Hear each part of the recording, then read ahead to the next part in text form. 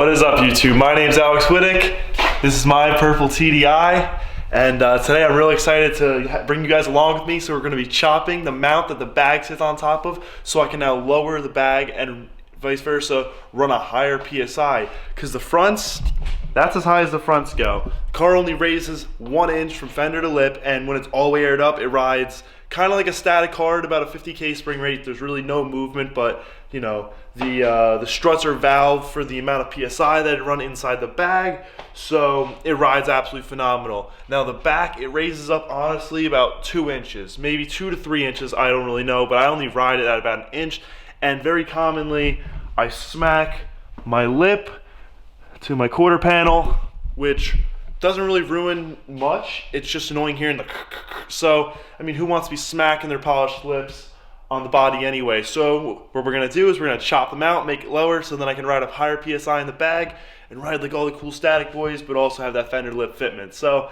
we're gonna hop in the car, we're gonna head on over to Harbor Freight, and yeah, it's gonna be a good time. All right, guys, I just got into the Mark 6. We're about to head out. Like I said earlier, we're about to go to Harbor Freight, just get some 4-inch cutoff wheels, and I'll check back in once we get the cutoff wheels, and then we'll head back to the house. All right, guys, so I'm back from Harbor Freight. It's a little while after. I went upstairs, ate some food, but now we're back in the garage. I'm excited to show you what I got. So I got myself an LED light, a knife, a pair of vice grips, a grinder wheel, a cutoff wheel, and also a multimeter, because you never know what kind of things we're going to get into in the future. Also coming over here, I got my heated lamp, and we need that because it's about 40 degrees in the garage right now. But boom, we're going to be taking off this BBSRS. I need to get my my little hex wrench, take that hex off, and then I'm going to take the wheel off, and then we're going to get to the bag, and I'll show you guys from there on. All right, so I got the jack on the actual jacking point on Volkswagens from right here to right here. There's like a 7-inch bar that is actually on the pinch weld, but it comes down as extended. It's a proper place. Please put your jack there. Don't just put it on the whole pinch weld wherever you want. It's not going to go well. So you want to jack it up, obviously, but first I'm going to have to take that hex off, and then I'm going to have to loosen the bolts.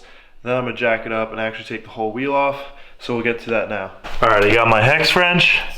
Real simple. That just slides right off. Take that off, and now all my bolts are exposed, and I gotta take that off, and yeah. All right, so I got the car all jacked up. I've got a wheel underneath for safety in case that gives out, and then I've got these all hand tight, and then we're gonna take those off, take the wheel off, and I'm gonna show you the bag, and then I'm gonna take the bag out, and I'm gonna cut its perch. And yeah, so let's get into it. Guys, while I have these off, I just want to show you. So this is a bad alignment right here. This is 1,200 miles on a string alignment. First 400-mile trip of the year. Really destroyed these tires. But yeah, I got 1,200 miles out of these after I fixed the alignment after 500 miles. This little slice in the tire here is because I actually snapped the shock mount going over railroad tracks on my way to Waterfest. So in the first like 200 miles that happened, but so that's 1,200 miles, no bueno. But over here, the tire looks brand new, still has little knobbies on the edge of the tread and stuff like that. And this is actually a 900-mile tire right here. So I could probably get another, I don't know, 12 to 1,500 miles out of this the way it is. So if you do camber or something like that, always make sure you have a good alignment and almost no toe at all. Always run a 0 toe, and you'll literally have no issues. Like there's still like 1,500 miles of travel on these tires. All right, guys, so this is actually really cool to be looking at. So right here, you have your strut, and then right here, you have your bag. And then right there is the mount for the bag, and it's bolted in from the bottom. I don't know if you can really see that, but there's a little bolt head right over here. But anyway, so we're gonna take this out. We're gonna cut the mount. It's real easy, real simple. I have these out maybe once, twice a year, so it's no big deal. And yeah, we're gonna take that out, we're gonna cut it down. That's gonna allow me to put more air inside the bag and run a higher PSI. And the struts, they look real good. These are Bilstein, so wherever you wanna say them, there's the sticker right there. So yeah, we're gonna cut that down, I'm gonna take that out, and I'm gonna film the process. All right, so super simple 15 mil on a ratchet, right from the bottom. I just had these bolts off in like July, when I put the bags back in the car right before I left for Waterfest. So they're super simple, super loose, and yeah, normally they wouldn't come off that easily. If you live in like a state with salt and stuff, the bolts usually snap in there, and then you gotta weld the piece on and heat it all up. So it's a real process, but yeah, so I got this bolt out. This is a stainless bolt, so it will never rust. And yeah, so Simple as that. And then you go into the car, and I'm just gonna let the air out of the bags now, and then I'm just gonna slip that out. It's super simple, it's awesome. So yeah, we're gonna do that now. All right, so right there, I've got a piece of wood wedged between a bolt and the strut, and then right there's the bag. And the reason I have the piece of wood there is because when I let all the air out, it's gonna wanna compress, and it's gonna be super hard for me to take that out. So I'm gonna hop in the car now. I'm gonna let all the air out of the bag, and then it'll be much easier for me to take out.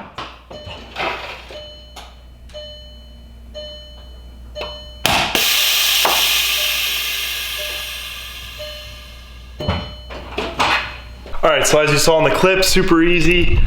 The bag just compressed right down. Now it's all loose, easy to take out, but there's still an air fitting on the back side. So I'm just gonna undo the air fitting. I'll set the camera up again, you'll watch that. And I'm gonna take it right out, bring it right over to the bench, and then we're just gonna chop it. We have the 4-inch angle grinder. Gonna cut the ends off of it, mount it right back in. As you can see, it's super simple. Like, all you guys can do this if you have Volkswagens Mark 5, Mark 6. Mark 7s are similar. I don't believe it's the same setup, but yeah, so why not? All right, so super simple. The bag's all loose, and then on the back side, I have an airline. That's the only hard part about this whole process, and it isn't even that hard once you find it. So it's just a quick connect line. Okay.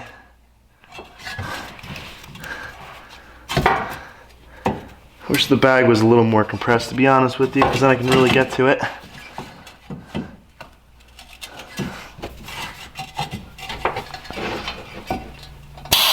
Okay. So now the airline is off. Compress the bag. Comes right out. It's super simple right there. Right there is the air fitting. It just pushes right in, right out. It's a new air fitting. It's a little dirty though. But yeah, so your bags are super simple to take in or take out, put in, all that. I've got brand new stainless bolts on the bottom here as well.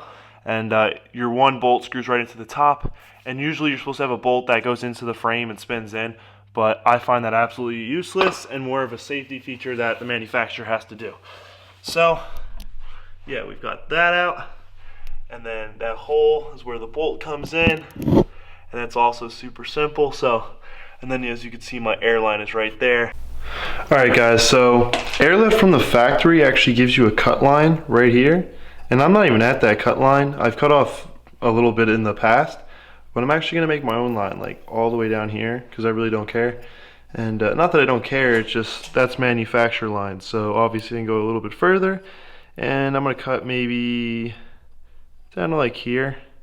And I've already covered up the airport, so nothing goes inside of there, and no sparks are gonna damage us. And even if they did hit it, it's no big deal. So I'm gonna make a line right here, and I'll be back.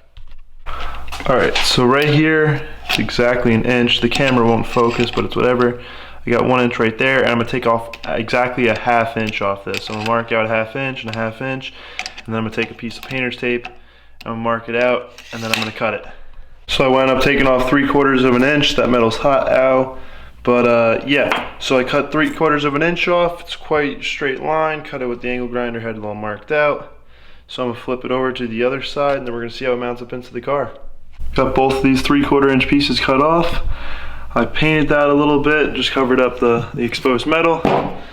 This thing sits nice and level. Got the airline, little quick disconnect cleaned off, got the tape off of it, and I'm gonna put it back in the car, and we're gonna see how it goes. I'll get back to you once it's mounted into the car. All right, so I have the bag in, and even with 80 PSI, it still isn't touching the top of the perch, so that means me cutting off 3 inches of the bottom mount has worked. As you see, the bag does not touch here, and when it airs out, it might touch there, but big deal.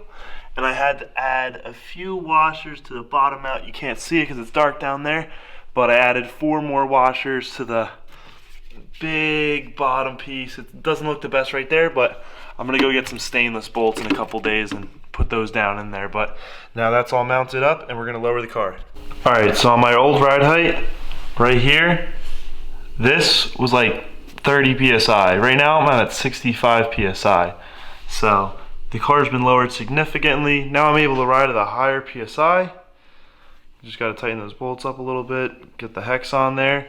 But yeah, this is looking real good, and I'm excited to do the other side. I'm gonna do the other side off camera just because, you know, the process is exactly the same. All right, so it's literally the dumbest thing ever. So this wheel literally leaks no air. The other side that I just did, that tire honestly leaks between 15 to 20 PSI a week. The car doesn't drive often and it still leaks that much. This side doesn't leak a pound, but this side's got a huge crack in it. Can't really see it that well because the camera won't focus, but I mean, yeah, you could see, and from the side, it's got a huge dip in. Like the wheel is like literally bent. Like there's a noticeable like height difference and everything. I just discovered this crack, but the tire doesn't leak at all. So I'm literally just gonna mount it back up to see how the height goes, because I cut the other side and all that stuff. I cut off a little bit more metal because there was more metal on this side for some reason. So I'm gonna mount it up, see how it is, and then I'm honestly just gonna leave it. And if it leaks, it leaks. It might have just cracked for all I know. But if it doesn't leak, whatever. So I have a spare tire, I can just mount on if it leaks. I'm not worried. I'm gonna get the wheel repaired by one of my friends. So, I mean, I might even just order a new barrel, who knows? And if I order a new barrel, I can make a video of that. That'd be pretty cool. So, yeah, whatever. Awesome, so I got both bag mounts completely shopped, painted, mounted back up beautifully. I can't be any more happy. As you guys can see, 65 PSI actually sits really low for it now. The ride height it's at used to be about 35 PSI, now 65 PSI, so I'm able to bump it up 30 PSI. And now the back of the car drives much stiffer, so I'm really happy about that. And yeah, I'm really excited to make the content for you guys. I love it. I hope to do more stuff with the car coming soon. And guys, please follow my TikTok and my Instagram at tilted_TDI. You might enjoy the content. Also, please like, comment, subscribe. And when you subscribe, hit the post notification bell. I'm a smaller YouTube channel, and just the way of the road, YouTube's not going to let you know when my videos post up. It's just the way it goes. I'm a smaller YouTube channel, and I accept it. So please just hit the post notification bell if you do want to watch the content.